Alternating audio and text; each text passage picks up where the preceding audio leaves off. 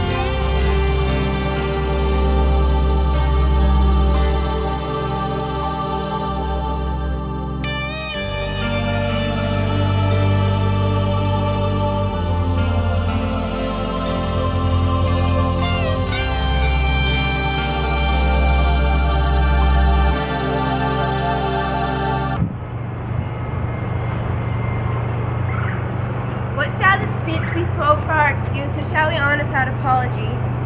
The date is out of such prolixity, will have no Cupid hooded with a scarf wearing Tartar's timid Goa's lap, scarring ladies like a pro-keeper, nor no without book prologue faintly spoke after the prompter for our entrance. We'll let the measures by what they will, we'll measure them a measure and be gone.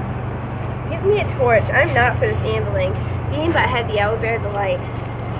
Nay, Dr. Romeo, we must have you dance. Not I, believe me, you have dancing shoes with nimble soles. I have a soul of lead, so stakes me to the ground I cannot move. You are a lover. Bar Cupid's wings and soar with them of a common bound. I am too sore and pierced with his shaft, to soar with his light feathers and so bound. I cannot bound a pitch above dull wall, under love's heavy burden do I sink. And to sink in it should you burden love. Too great oppression for a tender thing. Is love a tender thing? It is too rough, too rude, too boisterous, and it pricks like thorn. If love be rough with you, be rough with love. Prick love for a prickling and you beat love down. Give me a case to put my massage in, a visor for a visor. What care I, what curious eye doth quote deformities? Here are, the beetle brows shall blush for me.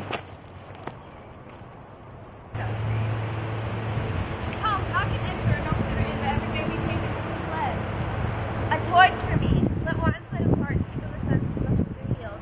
For I am proverb of grandsire phrase. I'll be a candle holder and look on. The game is near so far and I am done. Tut, shuns the mouse in constable's own word. If thou art done, we'll draw thee from the mire of the sir reverence love within thou sickest.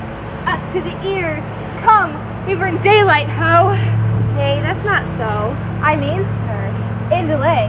We waste our lights in vain like lamps by day. Take our good meaning, for our judgment sits 5 times a year once in our 5 wits. And we mean brawl and going to this mass, but 'tis no wit to go. Why, may one ask?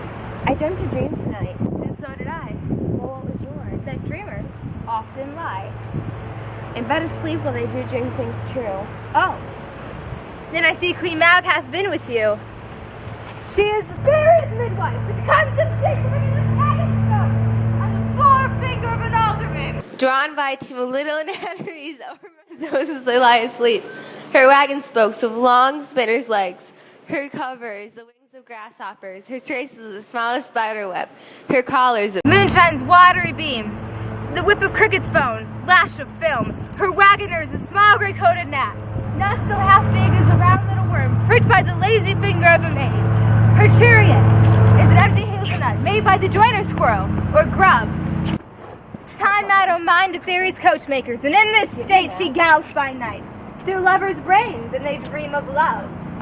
On courtiers' knees, who dream on curtsies straight, or lawyers' fingers, who straight dream on fees, or ladies' lips, who straight on kisses dream, which oft the angry mad with blisters plagued, because their breasts tainted with sweet meats are. Sometimes she drives over a courtier's nose, and dreams he of smelling out a suit. Sometimes comes she with a tie's pigtail, tickling a parson's nose as he lies asleep, and then dreams he of another benefice.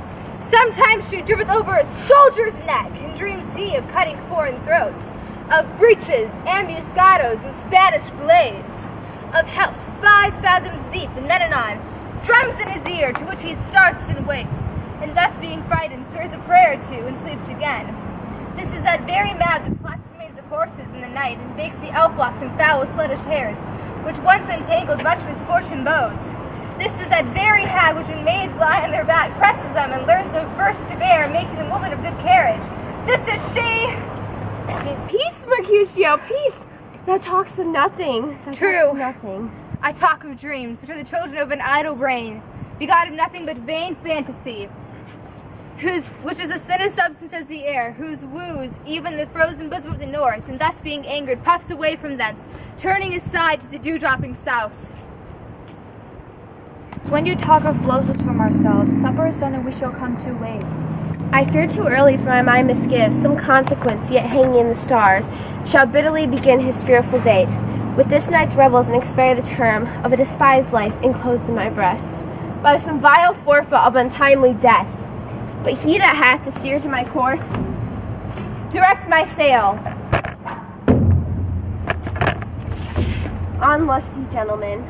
Strike, drum.